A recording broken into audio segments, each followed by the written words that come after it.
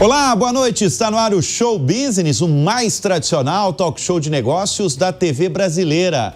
E no programa de hoje vamos receber o executivo Liel Miranda, CEO da Alpargatas, dona de uma das marcas mais conhecidas pelos brasileiros, as Havaianas, que tem uma venda anual de mais de 200 milhões de pares. Eu sou o Bruno Meyer e seja muito bem-vindo ao Show Business, que começa em instantes.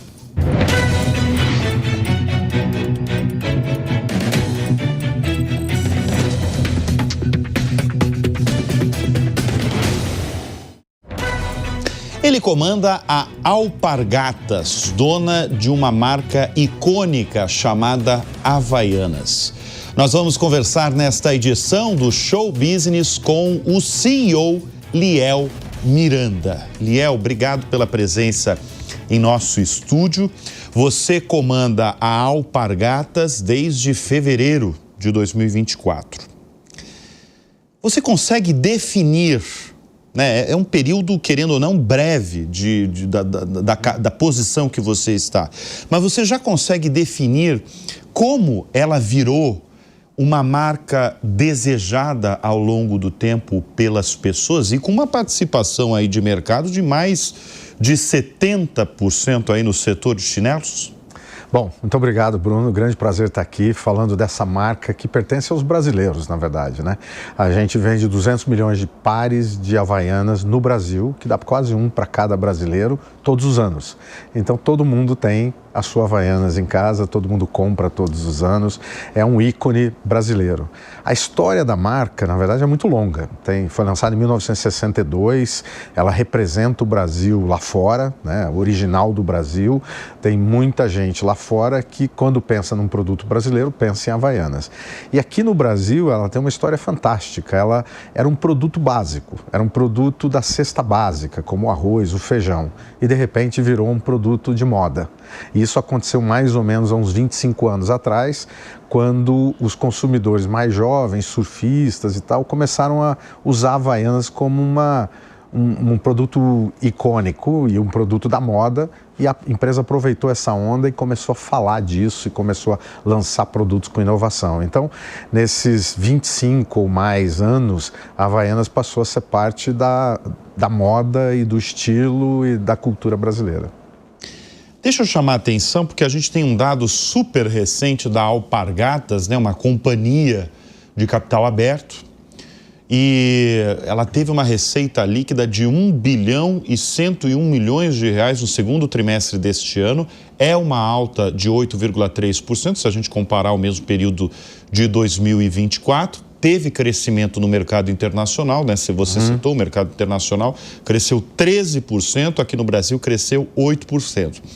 Agora, chama muito a atenção, no segundo trimestre deste ano, o lucro, porque o lucro bateu 87 milhões de reais e esse valor simplesmente representa uma alta de 270% na comparação com o segundo trimestre do ano anterior.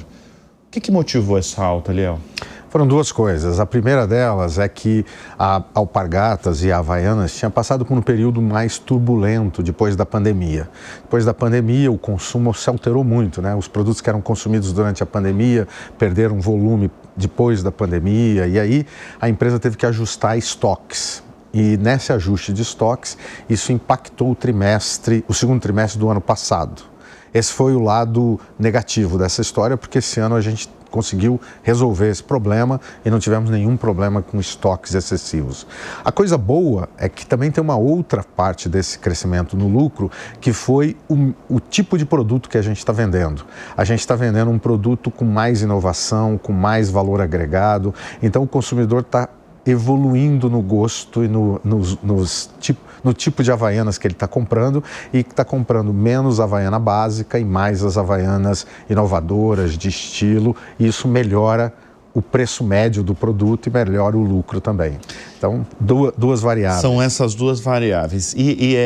Eu estou falando de um resultado positivo, né? A gente está falando de uma alta de 272%, mas agora eu quero entrar num assunto que você mesmo citou de alguns desafios.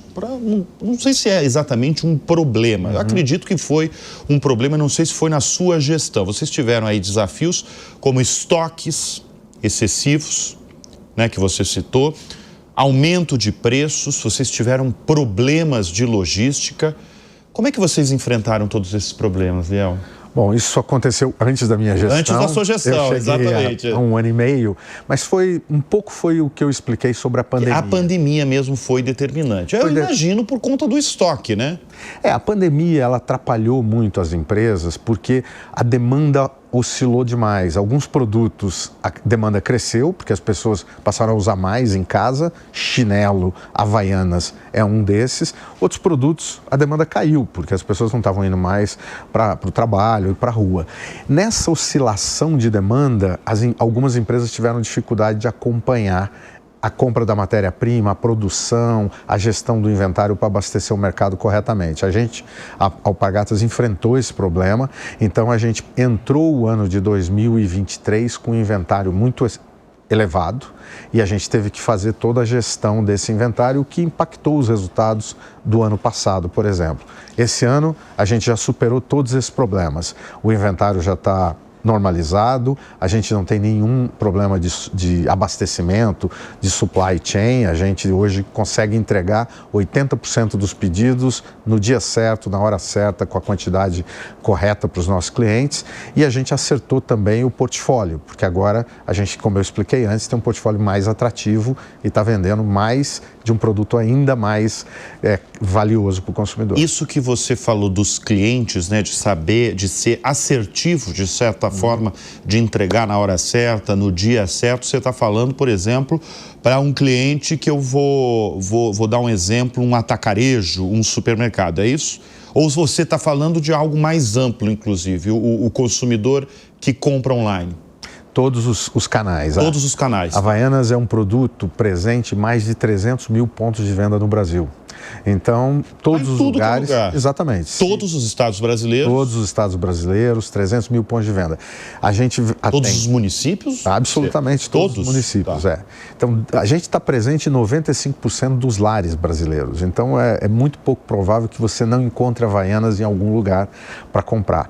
Esse abastecimento cria uma complexidade muito grande num país como o Brasil e a gente tem um adicional que não é só ter Havaianas, tem que ter Havaianas na cor que o consumidor quer. A cor branca, na cor azul. No tamanho que ele quer. Porque não adianta eu ter a branca 38 se a consumidora quer a branca 36. Então, essa complexidade é grande e a gente passou por um período um pouco mais difícil, mas hoje em dia a gente conseguiu regularizar. Então, hoje, desde o atacarejo até a banca de jornal e passando pelos supermercados, pelas lojas de shopping, você vai encontrar a Havaianas na cor e no tamanho adequado para o consumidor. Falando da complexidade, né, de comandar uma companhia desse porte que você comanda, os executivos que passam por essa cadeira, executivos inclusive de varejo, eles reportam que um dos grandes desafios é a distribuição. Como você falou, você está em todos os municípios brasileiros, em todos os estados deste país. Mas você me colocou justamente algo que eu não tinha pensado, que é esse desafio de você, por exemplo, colocar o número dos chinelos, na cor dos chinelos, para atender o desejo do consumidor brasileiro. Qual que é o segredo para não faltar chinelo em nenhuma loja brasileira? No tamanho que o consumidor, a consumidora quer. Bom, acho que o primeiro desafio é você ter uma previsibilidade da demanda. Então, hoje em dia fala-se muito de inteligência artificial, não dá para ficar imaginando quanto vai vender no próximo trimestre. Você tem que ter modelos preditivos para poder fazer a previsão da demanda. Isso é uma inteligência, é um processo que tem que estar muito maduro dentro da empresa.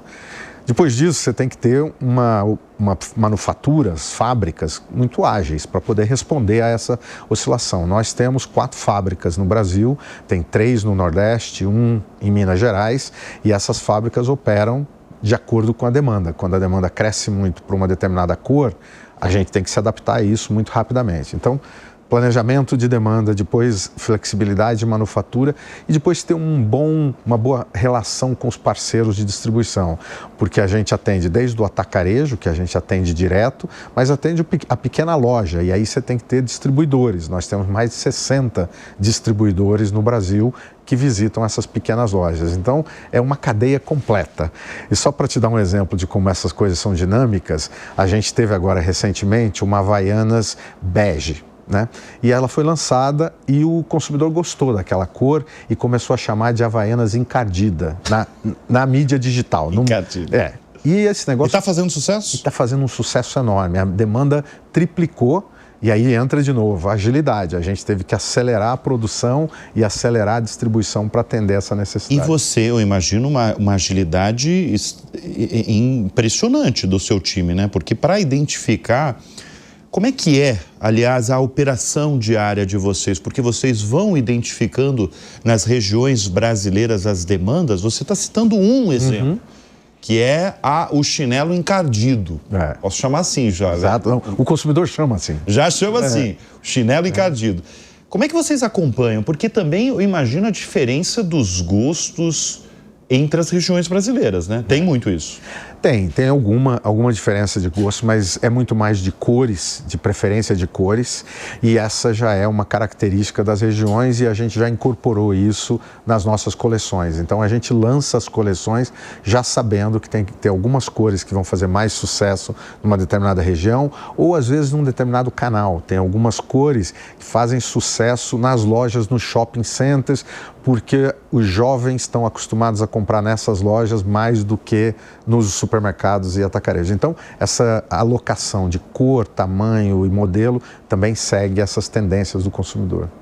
A gente está falando muito da participação da companhia no Brasil, mas um dos grandes desafios de vocês é expandir aí a presença tanto nos Estados Unidos quanto na Europa. Como fazer crescer a venda mesmo de vocês nessas regiões, Estados Unidos e Europa? Bom, acho que a primeira é que a Havaianas já fez, né? A gente é uma das poucas marcas brasileiras que é reconhecida mundialmente. Então, na Europa, na época do verão, você vai encontrar Havaianas pelas ruas, você vai encontrar Havaianas nas cidades litorâneas e isso passou a ser parte do hábito do consumidor europeu. Nos Estados Unidos, em algumas regiões, principalmente Flórida, Califórnia, Havaianas passou também a ser o uniforme do consumidor. E a gente também tem uma boa presença na Ásia, no sul, sudeste da Ásia, Austrália, Filipinas, Indonésia. Então, a Havaianas já é um produto, uma marca internacional presente em muitos países. Eu estou citando aí os 15 países mais importantes. O que foi feito, né? No passado, como parte da internacionalização, se posicionou a marca como uma marca de moda. Então a gente está presente nas Fashion Weeks, na Semana de Moda das principais cidades. Acabou de ter agora a Semana de Moda de Copenhague. E a gente estava presente lá com uma Havaianas que você compra, ela é impressa em 3D. Então, esse é o tipo da inovação que a gente faz para se manter relevante para esse consumidor europeu, americano, que está mais interessado naquilo que está na moda, seja as cores, seja os modelos, até uma Havaianas em 3D. Então, essa é uma primeira coisa que já foi feita. Mas isso tem só lá? Tem só na versão da Europa? Está disponibilizado para o mundo inteiro. É um site que vende, é uma parceria que a gente fez, que se você entrar no site você vai poder comprar. Está disponível para qualquer lugar do mundo. Mas, obviamente, a gente focou na Europa, porque é o verão, porque é o momento da Havaianas na Europa. Então, esse é o que já foi construído ao longo desses anos. Só para você ter uma ideia, a gente tem 1000 lojas Havaianas no mundo, 600 no Brasil, 400 estão nos mercados internacionais. Então a Havaianas já é uma marca internacional, já existe, já faz parte do hábito do consumidor americano e europeu. Qual é a oportunidade que a gente tem? A gente ainda tem uma participação pequena de mercado. Quando eu falo que a gente vende um par de Havaianas por ano para cada brasileiro, a gente está longe disso na Europa e nos Estados Unidos. Então, é menos desafio e mais uma oportunidade. A gente continuar crescendo com essa marca que já é conhecida, fazer ela ser cada vez mais conhecida e cada vez mais disponível para o consumidor comprar na Europa e nos Estados Unidos, como compramos aqui no Brasil. Agora, nos Estados Unidos, vocês têm uma grande novidade, porque vocês anunciaram há pouco uma parceria com uma distribuidora americana, né? A Eastman. Eastman, né? O que isso vai ser até decisivo aí para o aumento nas vendas nos Estados Unidos? Ela vai quebrar um dilema que as pequenas marcas têm. Você é pequeno porque você não é bem distribuído. E você não é bem distribuído porque você é pequeno. E a gente estava nesse dilema nos Estados Unidos. Com uma distribuição massificada através desse parceiro, que é um distribuidor já presente há mais de 80 anos nos Estados Unidos, presente no país inteiro, é um parceiro que vai ser capaz de levar Havaianas para mais pontos de venda, para mais outros estados. E atende Estados Unidos e Canadá? Estados Unidos e Canadá também. Exato. Então, esse é a grande diferencial. Esse distribuidor vai aumentar a nossa presença no mercado americano e é aquela história, quando o consumidor vê o produto, ele compra. Se ele não vê, ele não compra. Se a gente vai estar distribuído, vai ser visto, vai ser comprado. A gente está com uma expectativa de crescimento nos Estados Unidos por causa disso. Até então, até entrar essa parceria com esse distribuidor americano, como é que era feito? A gente tinha um time que fazia a distribuição. Um time nos Estados Unidos? Da Alpargatas. Mas era um time interno? Time interno. E essa é a dificuldade. Complexo, hein? Complexo e caro, né? E caríssimo. Porque quando você tem uma marca que não vende tanto, você tem pouco volume para diluir os custos. E custa a mesma coisa visitar um cliente para distribuir um pouco volume ou muito volume. Então a gente eliminou esses dois problemas. Agora o distribuidor faz a venda e a comercialização e a entrega e a gente vai penetrar em muito mais pontos de venda. E nos Estados Unidos, todos os estados ou são específicos? Eu imagino que na Flórida... Eu mesmo já vi várias lojas lá. Nós estávamos presentes só na Flórida, Califórnia e Nova York. Com esse distribuidor, com essa parceria com a Eastman, a gente vai entrar em mais estados. Então essa vai ser uma distribuição nacional. Bom, deixa eu chamar a atenção para a nossa audiência, porque eu falei que a companhia é uma companhia listada, é uma companhia listada na B3, né, a Bolsa Brasileira, e é controlada pela Itaúsa, que controla, entre outras empresas, o Banco Itaú, a Motiva, né? O Miguel Setas já esteve aqui em nosso programa, e o Cambuí. Juntas elas têm aí cerca de 80% do capital social. Como é que é a relação com as duas, por exemplo, com a Itaúsa? Bom, acho que primeiro uma curiosidade, a Alpargatas é a empresa mais antiga listada na Bolsa Brasileira. É a mais antiga? De todas as... Sim. Tem o Banco do Brasil, a primeira, não é? Mas o Banco do Brasil não era listado na Bolsa enquanto a Alpargatas já era. Então, de todas as empresas que estão listadas hoje, a Alpargatas é a que sobreviveu a todos esses anos. Nós temos 116 anos de existência da empresa e quase isso de estar listado na Bolsa Brasileira. Então, essa é uma curiosidade da Alpargatas. Super curiosidade, aliás. Ícone do capitalismo brasileiro. Exatamente. Não, acho que a relação com os acionistas é uma relação de total transparência. O Alpargatas, por ter tantos anos como uma empresa de capital aberto, é uma empresa que tem uma governança muito sólida com os maiores acionistas, mas também com os minoritários, e a gente é considerado, inclusive, pela Bolsa e pelos analistas e mercados como uma das empresas referência em termos de governança. Então, é uma relação com todos os acionistas de absoluta transparência e de alinhamento, porque acho que isso é que é importante, né? Todo mundo está querendo a mesma coisa para a empresa, que é crescimento de longo prazo, que é construção de valor, mas principalmente que é garantir que essa empresa vai ter perenidade e que tudo que a gente está fazendo agora é para as próximas gerações de gestores e de clientes. Olha só, você comanda há pouco mais de um ano a dona da Havaianas, né, desse ícone nacional. Mas o Liel, ele trouxe a experiência dele de uma outra grande companhia, né, que é a dona de outras duas marcas poderosas, que é a Lacta e a Trident, porque você era presidente da Mondelez aqui no Brasil, né? O que a Lacta, a Trident ajudaram quando você assumiu essa posição atual de CEO da Havaianas? Eu acho que a gente começou a conversa falando de distribuição, o desafio da distribuição e produto de consumo de massa, como chocolate, chicletes, biscoitos. Esse é o grande desafio, é você estar presente em tantos mil pontos de vendas no Brasil inteiro. E eu trouxe a experiência de distribuição, como é que você organiza a distribuição em tantos canais, em tantas geografias. Acho que essa é uma coisa que me qualificou para essa posição. A outra coisa é a importância da marca, né? Os produtos de consumo, de chocolate, biscoitos, eles dependem muito da força da marca. E você construir essa relação afetiva entre a marca e o consumidor é muito importante. E a Havaianas é isso. A Havaianas é uma marca que vive dessa relação afetiva com o brasileiro, é o uniforme do brasileiro. Então, acho que essas são duas coisas que me ajudaram quando eu vim para cá. O que é melhor, trabalhar com chocolate ou com chinelo? Eu acho que não tem nada melhor do que trabalhar com Havaianas. Eu imaginava essa resposta, Liel, você falou de relação afetiva mesmo, né? Da pessoa, porque você está lidando com uma companhia que tem uma relação mesmo, né? Você tem apresentado números aí poderosíssimos, 95% de presença nacional, praticamente um brasileiro com um produto seu dentro do lar. É uma coisa muito poderosa que você tem nas mãos. Como é que se constrói grandes marcas? Eu acho que a história da Havaianas é simbólica. Ela, ao longo dos anos, ela foi evoluindo com o Brasil. Até os anos 2000, ela era um produto funcional. Não soltam as tiras, não deformam. Ela falava uma linguagem funcional.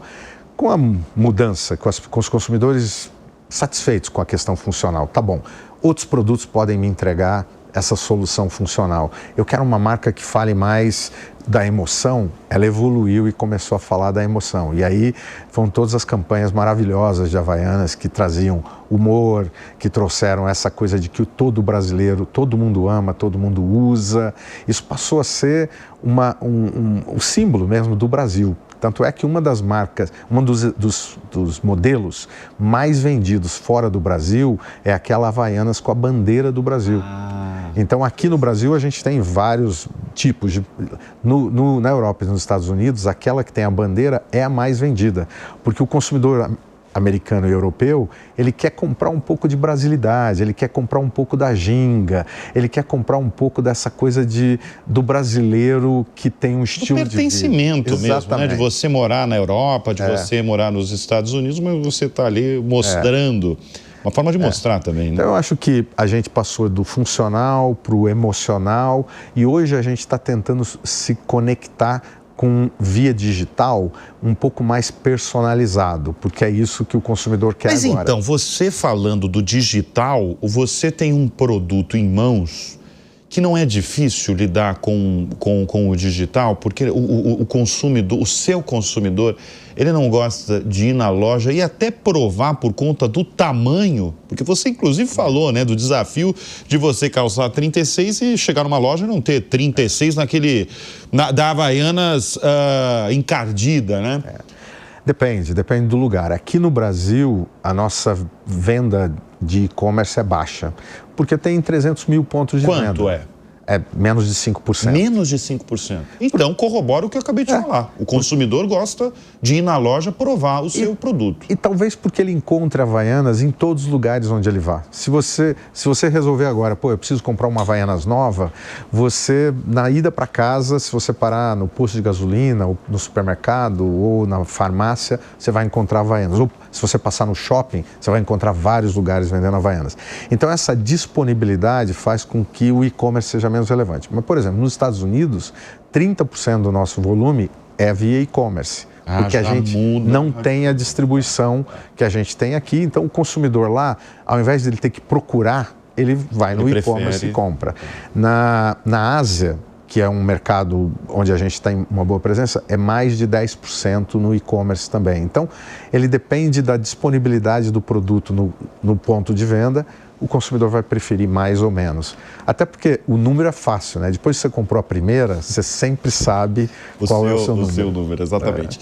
Deixa eu chamar a atenção para uma notícia que teve grande repercussão. Eu mesmo repercuti aqui nos meus programas aqui na Jovem Pan, porque a Alpargatas comprou 49% da Rothy's, uma marca americana, uma marca muito conhecida americana, de calçados sustentáveis. Inclusive, eu quero que você explique para a nossa audiência, para quem não conhece a marca, o que é esse calçado sustentável. Essa operação foi em 2023, antes da chegada do Liel, mas o Liel ele vai comentar aqui qual que foi o objetivo dessa compra.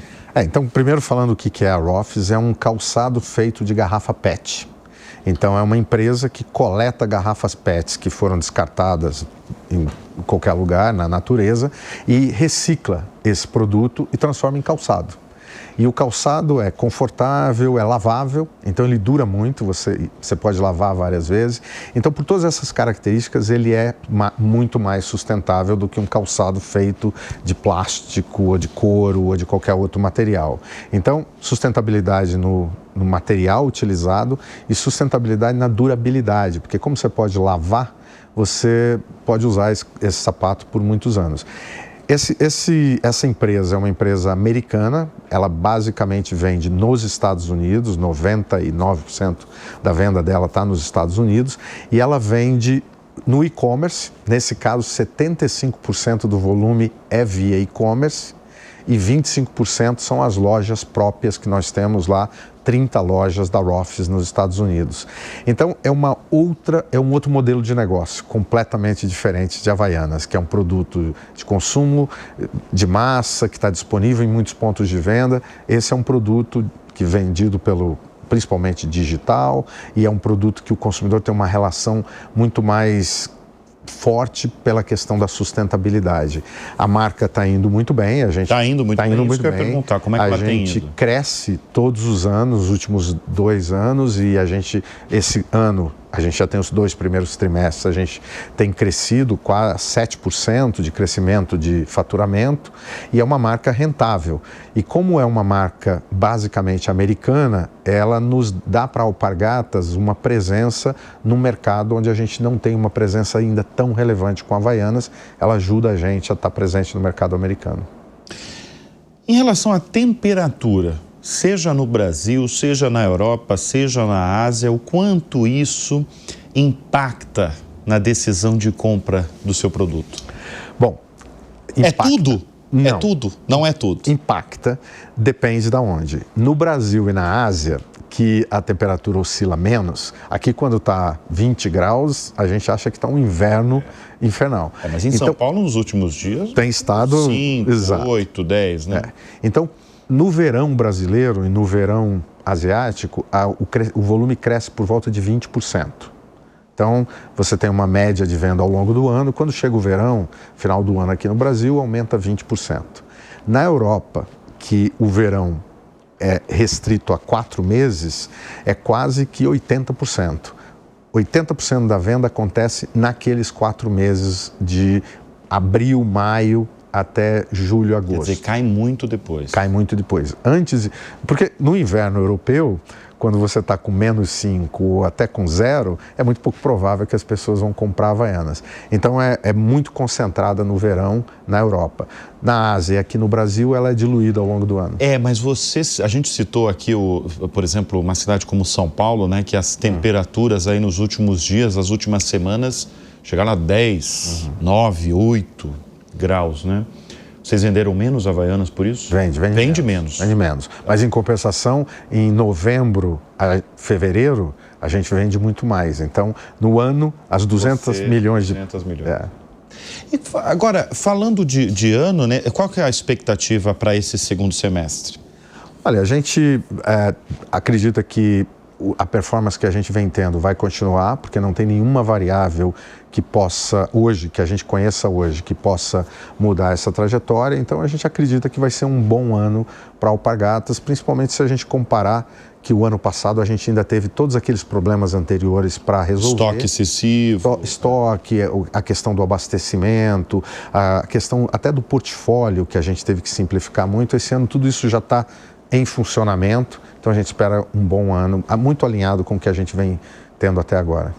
Você falou uma palavra que a nossa audiência gosta de ouvir e gosta de ouvir, sobretudo, na boca de líderes que passam por este programa, que é inovação. Você falou logo na sua primeira resposta, segunda resposta, você falou de inovação. E quando a gente pega um produto que é um produto extremamente simples, como é o seu caso, talvez outras companhias tivessem dificuldade de inovar num produto que é simples, básico, está no pé das pessoas.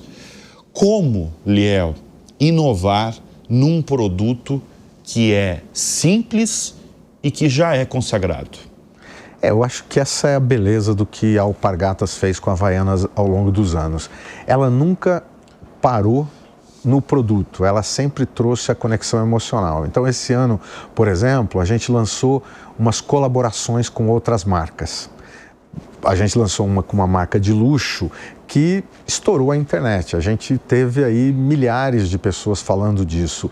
Isso é inovação. O volume que a gente vendeu daquela colaboração foi pequeno, comparado com os 200 milhões. Mas o tamanho do diálogo, o tamanho da conversa que aquilo criou foi enorme. Pra você ter uma ideia, tem um shopping center aqui em São Paulo que a gente colocou uma loja para vender e teve fila de mais de 2 horas das pessoas fazendo fila para comprar aquele modelo específico. Então, mesmo quando você não inova o produto, você inova a marca, você inova a comunicação da marca, você inova os acessórios que você coloca. Então, esse produto, por exemplo, essa coleção com essa colaboração, as correias não eram de borracha. A correia, aquela que fica sobre o pé, não era de borracha, elas eram de pelúcia, ou elas eram de tecido. Isso dá uma outra utilização para o produto. Ao invés de ir para a praia, as pessoas passaram a utilizar para ir no shopping, para ir na casa dos amigos, para andar. Essa, por exemplo, custava quanto? Essa chegou, o modelo custava R$400. R$400. E uma Havaianas normal... E uma simples está quanto hoje? R$30. R$30. Então custava 15 vezes mais. E as pessoas compravam? Não. Esgotou? Esgotou em um dia. A gente lançou essa colaboração, esgotou em um dia. E aí outros exemplos de inovação. Durante a Paralimpíada, a gente lançou um modelo que foi desenvolvido junto com os atletas para pessoas com deficiência. Então, a gente, já que todo mundo ama e todo mundo usa, e já que a Havaianas é o uniforme do brasileiro, a gente queria ter certeza que os atletas olímpicos puderam entrar no desfile calçando Havaianas, e a gente queria que os atletas paralímpicos também fizessem a mesma coisa. Então a gente lançou um produto para pessoas com deficiência, que foi um gesto, mas mais do que isso, foi uma inovação do que é o produto Havaianas. Então, são 2 exemplos, eu acho, de como você continua inovando com o produto. Liel, qual que é a sua missão como CEO da companhia? Bom, acho que como todo CEO, a sua grande missão é garantir que você tem um time que está alinhado com os objetivos de crescimento, os objetivos do negócio. Então, a nossa visão é inspirar o mundo com uma pegada mais leve. Então, tem várias coisas nessa frase. A primeira é que a gente... Uma pegada mais leve é ótimo. Uma pegada mais leve. Então, a gente é uma empresa de calçados, leves, porque ou eles são sustentáveis, como o da Rothy's, ou eles são para uso que a gente chama num momento de relaxamento, como é o caso da Havaianas. Então, uma pegada mais leve, esse é o nosso negócio, inspirar o mundo, porque inspirar tem a ver com inovar, tá sempre entendendo o que o consumidor quer, e o mundo porque a gente é uma marca internacional. Então, garantir que a organização inteira entende isso e a organização inteira trabalha para isso. Como eu falei, a gente tem 4 fábricas, tem escritórios pelo mundo inteiro. Se todo mundo entender o que a gente está fazendo, a organização anda com muita rapidez. Você citou as 4 fábricas, mas eu gostaria que você até falasse mais do tamanho da operação da Alpargatas. Bom, a gente tem, aqui no Brasil, a gente tem 10 mil funcionários. 10 mil funcionários. Distribuídos nessas 4 fábricas. A maior parte trabalha em qual área? A maior parte trabalha nas fábricas. Nas 4 fábricas. Então, 10 mil funcionários, a gente tem uma produção de quase 250 milhões de pares de Havaianas por ano para Brasil e internacional. A gente teve uma receita agora, você falou, de 1 bilhão e 100 milhões de reais no segundo trimestre. Então, é uma operação com uma escala nacional. 10 mil funcionários. Na Mondelez eram quantos? Mondelez eram 6 mil funcionários. 6 mil funcionários. Quer dizer, você está acostumado a lidar com um exército aí de talentos, de profissionais. E aí eu te pergunto, o que você valoriza no profissional de hoje, Liel? Eu acho que tem uma coisa principal, que é a adaptabilidade, ou capacidade de aprender o novo. Porque o mundo está mudando muito rápido. Eu aprendo todos os dias. O que eu sabia quando eu estava na Mondelez há 1 ano e meio atrás é diferente do que eu preciso hoje. Por exemplo, há 1 ano e meio atrás, a gente falava de inteligência artificial como uma coisa quase ficção científica. Hoje em dia, ele está na agenda de todos os executivos do país. Então, essa capacidade de continuar aprendendo, essa curiosidade de continuar aprendendo e se adaptando para a realidade, eu acho que é super importante para qualquer profissional.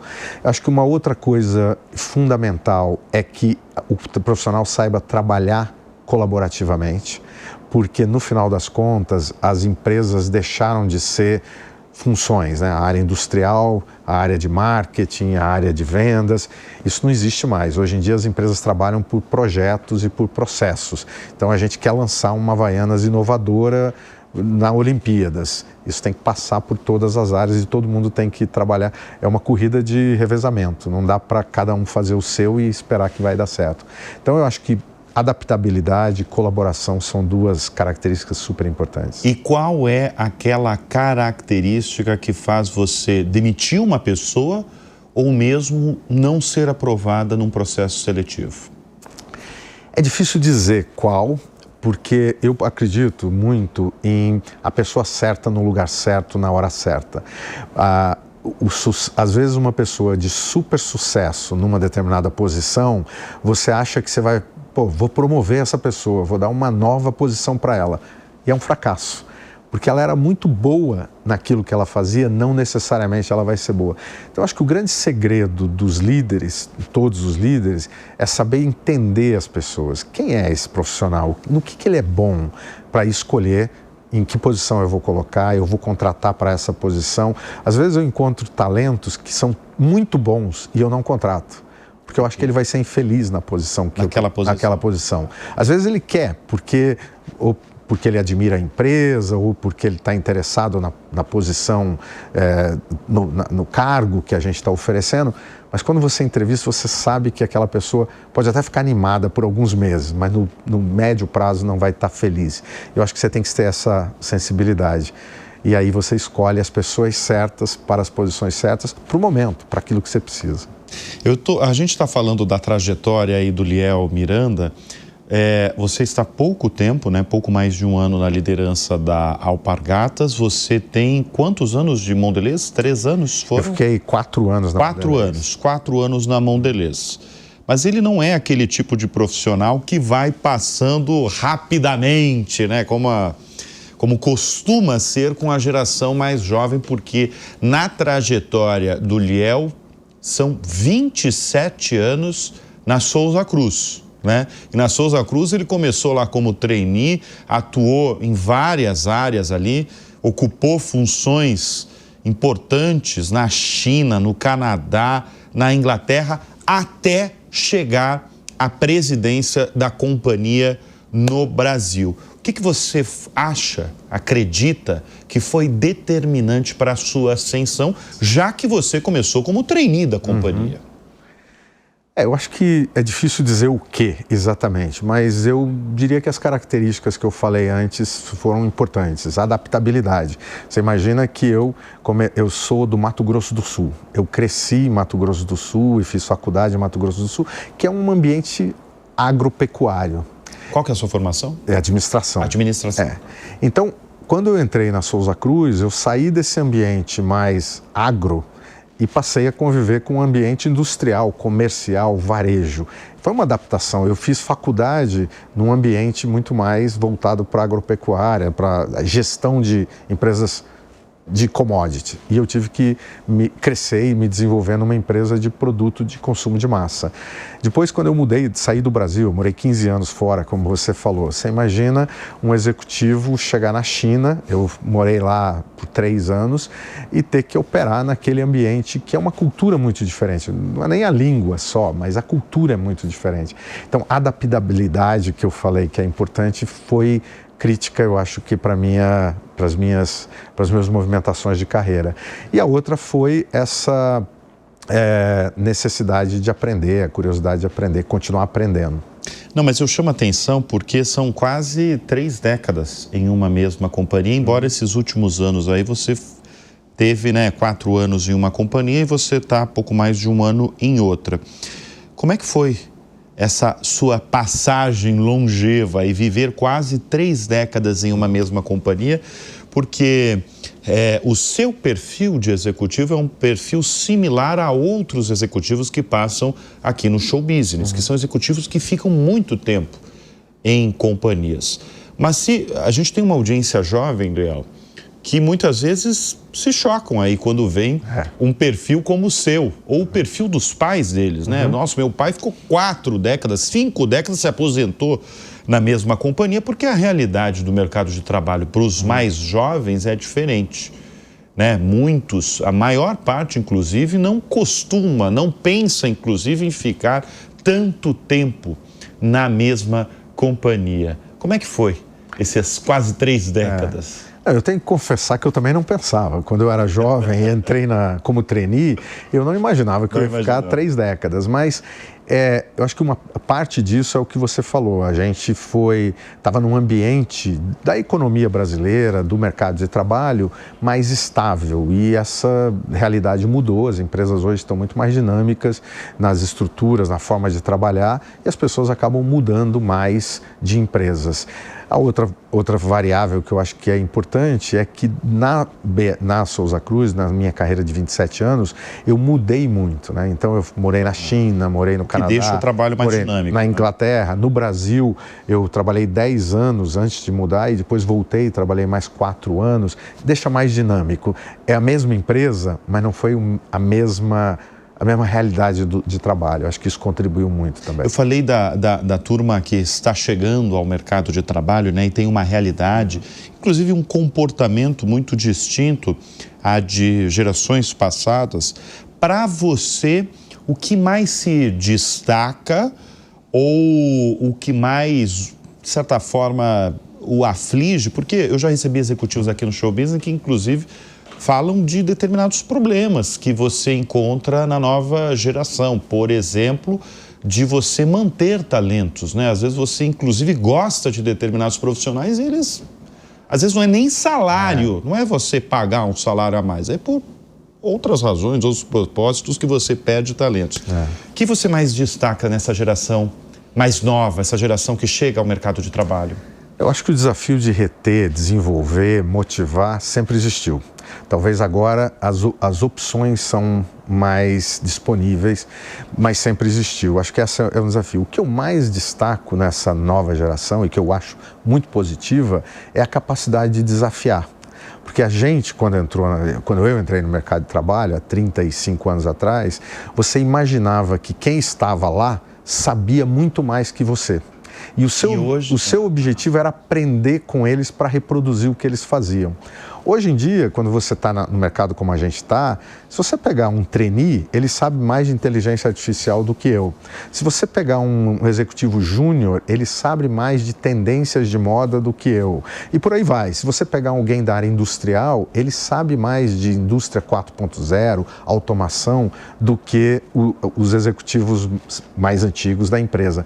Então, acho que mudou muito a dinâmica. Hoje em dia, as pessoas que entram, elas entram com mais liberdade para aprender, desafiar, contribuir do que a gente fazia. Isso faz com que as empresas fiquem mais dinâmicas e inovadoras. Mas isso não o aflige? Não, eu acho que saber que um estagiário, um trainee sabe talvez mais do que você mesmo. Eu acho que pelo contrário, eu acho que isso é uma dádiva, é uma coisa que faz com que as empresas fiquem mais competitivas. Eu acho que as empresas que não se apropriam desse aprendizado de baixo para cima, elas correm mais risco do que aquelas que estão mais... É só ver o que está acontecendo no mundo digital. Quem está ganhando o jogo não é necessariamente quem já estava lá há muitos anos, é quem tem uma capacidade de atender a demanda mais rápido. Muito bem, nós estamos conversando nesta edição do Show Business com Liel Miranda, o comandante, o CEO da Alpargatas, a dona das Havaianas. O Show Business vai dar uma breve pausa e volta em instantes.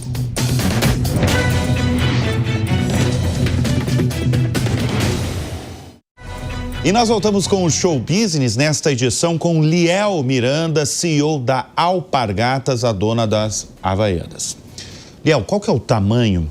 A gente tem visto uma crescente do seu produto nas prateleiras de supermercados, atacarejos, né? Qual que é o tamanho da venda nesses canais, se comparado com as lojas físicas? Bom, a gente tem vários canais no Brasil. Como a gente está presente em 300 mil pontos de venda, a gente tem os atacarejos e grandes supermercados, que representam mais ou menos 25% do volume. Depois você tem as lojas, as franquias, que nós temos 600 lojas no Brasil, que representam aproximadamente 15% do volume. Depois você tem lojas de departamento, calçadistas, que representam mais 30%. E por último você tem um pequeno varejo, as mercearias, a banca de jornal, outros 30%. Então, a gente está presente em todos esses canais e quase que de forma uniforme, né? 30, 30, 25 e 15. E como é que é a relação, por exemplo, com o pequeno comerciante? Porque uma coisa é você falar, a gente recebeu edições atrás, o Belmiro Gomes, CEO do Açaí, um atacarejo gigantesco aqui no Brasil. Outra é você falar com o cara que tem uma loja minúscula, né, de variados produtos. Como é que é a relação? Bom, são relações muito diferentes, né? Obviamente, com os supermercados, com os atacarejos, como o volume é muito grande por loja, a grande preocupação é que a gente tenha uma logística para abastecer aquelas lojas adequadamente. Quando você fala com as franquias, que são essas 600 lojas que a gente tem no Brasil, a grande preocupação é que a gente tenha a representação da marca. Então, tem que ter modelos exclusivos, tem que ter aqueles modelos mais sofisticados. Eu falei antes de uma colaboração com uma marca de luxo, tem que ter lá para vender. Então, numa é preocupação de volume, atacarejo, supermercados. Na outra é uma preocupação de valor, de qualidade do produto, da marca, de representatividade para o consumidor. E o pequeno varejo, as mercearias, bancas e lojas de conveniência, essa a gente faz através de uma rede de distribuidores. Nós temos mais de 60 distribuidores no Brasil, parceiros, e eles atendem essas pequenas lojas. E essa é mais uma questão de serviço, porque eles não têm espaço para estoque, eles não têm muito capital de giro para comprar um estoque muito grande, então ele precisa que o distribuidor preste um bom serviço. Vá lá com uma frequência boa para entregar o pedido dele. Deixa eu chamar a atenção para um número que você falou, são mais de 600 lojas franqueadas no Brasil. Esse tema de franquia a gente gosta muito, inclusive nas últimas edições aqui do Show Business, a gente recebeu o Leandro Silva, que é dono da Lavateria, que abre aí uma loja a cada 40 horas. É um outro negócio, né, de lavanderia no país, é impressionante. Agora, falando do seu negócio, 600 lojas franqueadas, como é que é o processo para ter uma franquia da Havaianas? Em primeiro lugar, quanto custa ter uma franquia da Havaianas? Olha, o investimento não é muito alto e ele consegue se pagar em 2 anos, 2 anos e meio. Então, é uma franquia acessível, porque a maioria das pessoas que vão investir em franquia estão preocupados em ter o retorno do capital. Exato. Então, é uma das franquias, a gente sempre faz essa medição com outras franquias, é uma franquia que se paga com muita rapidez, 2 anos e meio, o investidor já consegue ter a empresa rentável. Mas está mais para 100 mil, está mais para 50, mais para 200 mil? Está mais para 200 mil. Está mais para 200 mil reais, tá? Exato. Então, a forma de virar um franqueado é através do nosso site, aplicar ou falar com alguém que seja da Alpargatas, com algumas das nossas lojas, com alguns dos franqueados, e aí tem um processo de seleção. Tem um processo. Um processo de seleção. É complexo esse processo? Não é complexo. O que a gente tenta fazer é priorizar os parceiros que já têm lojas. Então, a gente tenta fazer com que as novas lojas sejam dos parceiros que já têm, porque eles têm o know-how, eles conhecem a marca, eles sabem operar. Essa é a nossa prioridade. Mas também tem áreas onde a gente não tem nenhum parceiro, que já tem uma loja, e a gente busca novos parceiros. Eu imagino que deve ter muita mudança, muita diferença entre vendedores da Havaianas, né? Tem diferença? Tem, sempre tem, né? O varejo... Que a gente está falando de venda, né? O que é? Pode falar. O varejo é o olho do dono. Então, o operador da loja faz toda a diferença. Como é que ele contrata, como é que ele motiva os funcionários, como é que ele abastece a loja. Isso tudo faz muita diferença. A gente está falando de supermercados e um dos caminhos, um dos desafios da companhia é essa retomada, vou chamar de retomada mesmo, do canal de supermercados. Por quê? Se a gente pegar o balanço até desse segundo trimestre da companhia, por que tem esse crescimento tão expressivo nas prateleiras dos supermercados e atacarejos do país? Bom, teve um trabalho por trás. Teve um grande trabalho. Primeiro, tem uma tendência, o mercado brasileiro do varejo está se concentrando nos atacarejos e supermercados, e os pequenos varejos estão sofrendo com isso. Isso é uma característica de todos os produtos, porque os atacarejos e os supermercados estão com uma estratégia de abertura de loja muito agressiva. E quando eles abrem as lojas, eles atraem os consumidores que estariam ali comprando no pequeno varejo. Então, essa tendência de migração para os grandes varejos, para o varejo moderno, ela existia na Mondelez, existe em outras categorias e existe para Alpargatas também. Então, essa é uma realidade do varejo brasileiro.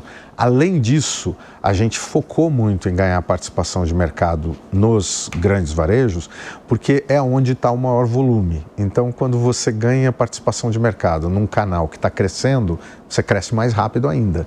E é por isso que a gente focou e o trabalho foi feito e a gente está vendo os bons resultados. A gente ganhou 2% de participação de mercado nesse segmento. 2%? Tá. No primeiro bloco, a gente falou sobre a expansão internacional da companhia. Você, inclusive, falou dos países, né? Você falou dos Estados Unidos, você falou da Europa, você falou, inclusive, da Ásia. Agora, quais são os mercados hoje para vocês que vocês mais desejam?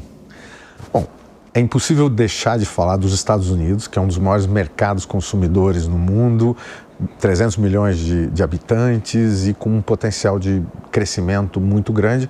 Foi por isso que a gente mudou o modelo de negócio nos Estados Unidos para ter melhor distribuição. Então, esse eu diria que é uma das grandes prioridades. Depois, quando a gente pensa na Europa, principalmente no sul da Europa, Itália, França, Espanha, Portugal, esses países que tem praia na Europa, no verão europeu, eles têm um poder, eles carregam um número de turistas e têm um poder aquisitivo concentrado gigante. Então, a gente também tem uma grande prioridade nessa região. E aí, tem outros países, mas um outro que a gente destaca é a mesma realidade na Ásia.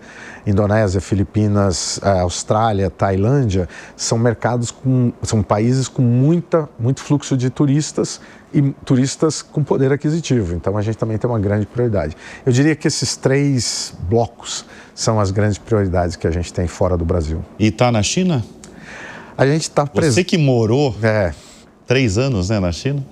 A gente está presente na China, mas hoje a China não é um dos mercados prioritários, e não é porque não é grande, não é porque não é importante. É porque a China é um mercado muito difícil, e a gente prefere hoje focar nesses mercados onde a gente já tem escala, a marca já é conhecida, a gente já tem distribuição, tem boa capacidade de crescimento, focar nesses mercados, Europa, Sul da Ásia e Estados Unidos, crescer aí, e aí sim se preparar potencialmente fazer a expansão na China. A China não é para principiante e eu morei lá, sei a dificuldade. É por isso que eu ia perguntar. Foram 3 anos trabalhando numa companhia na China, lidando diariamente com os chineses. O que é difícil na China? Muitas coisas. A primeira delas é... Tirando a língua. Tirando a língua, muitas coisas. A primeira delas é a escala. Porque quando você pensa que uma cidade... O Brasil tem uma cidade de 30 milhões de habitantes como São Paulo. A China tem 100 cidades com mais de 30 milhões de habitantes. Então, a escala é gigantesca. E para você entrar com essa escala, você tem que ser muito focado. Você tem que escolher exatamente onde você vai entrar. Então, essa é a primeira grande dificuldade.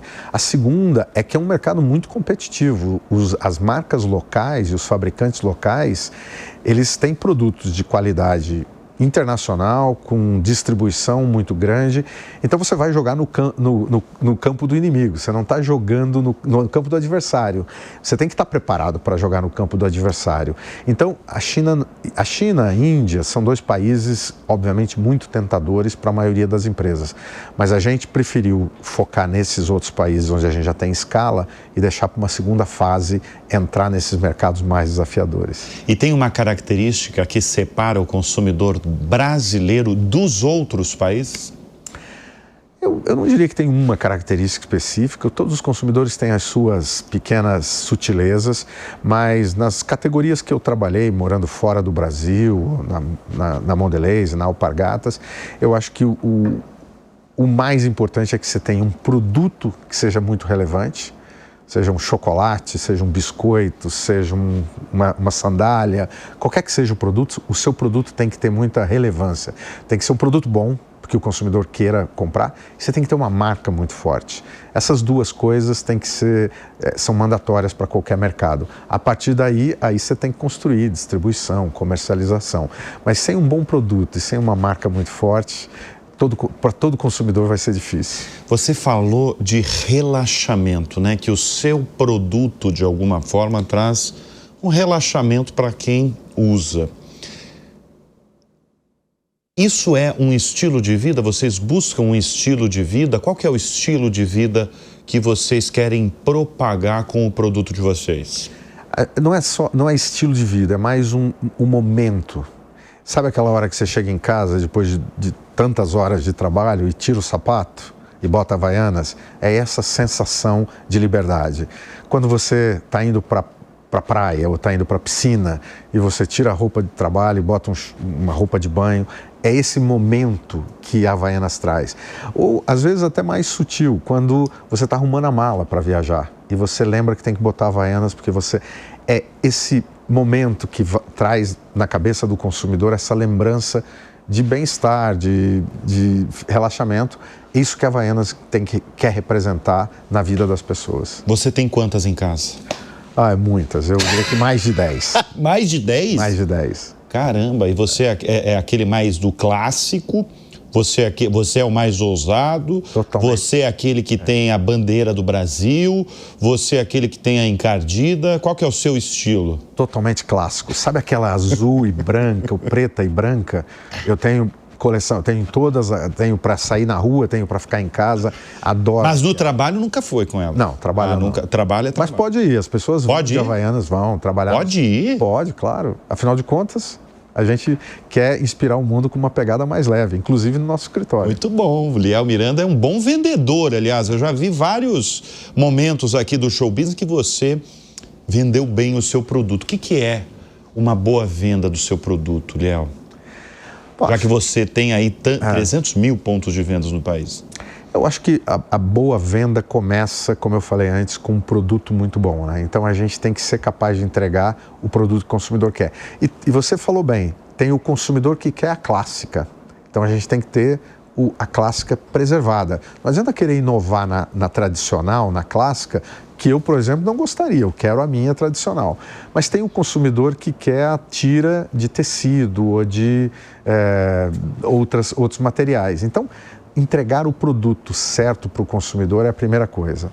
A segunda é estar sempre relevante como marca. Você quer chamar de encardida na mídia social? A gente chama de encardida também.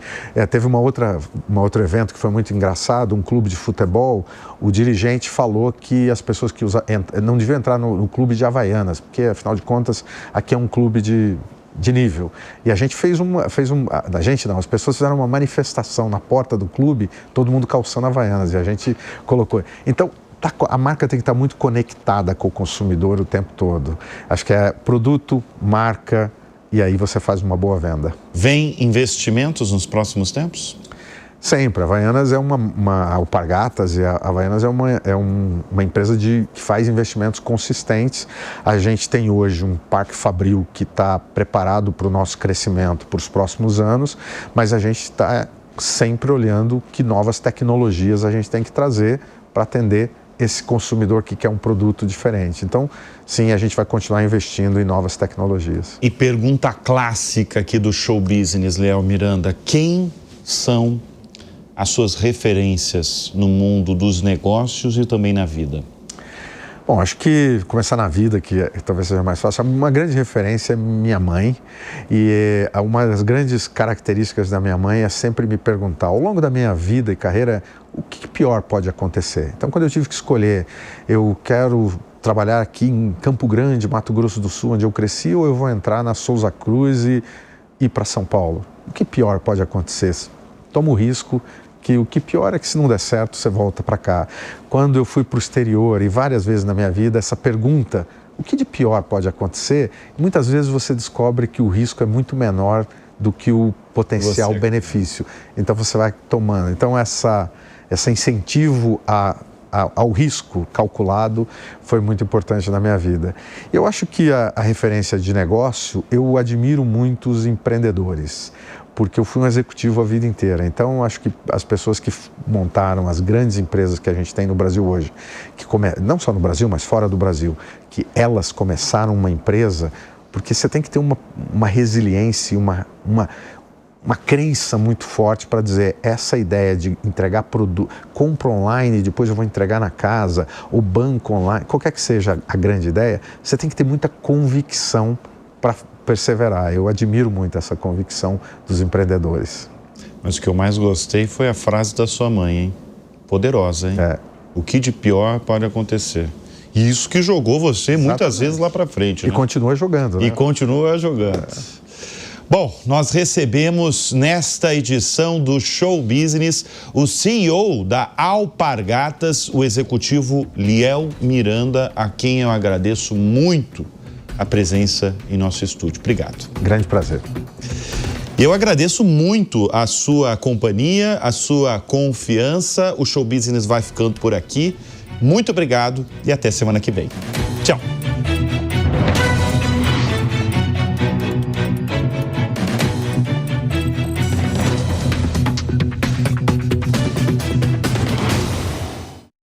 A opinião dos nossos comentaristas não reflete necessariamente a opinião do Grupo Jovem Pan de Comunicação. Realização Jovem Pan.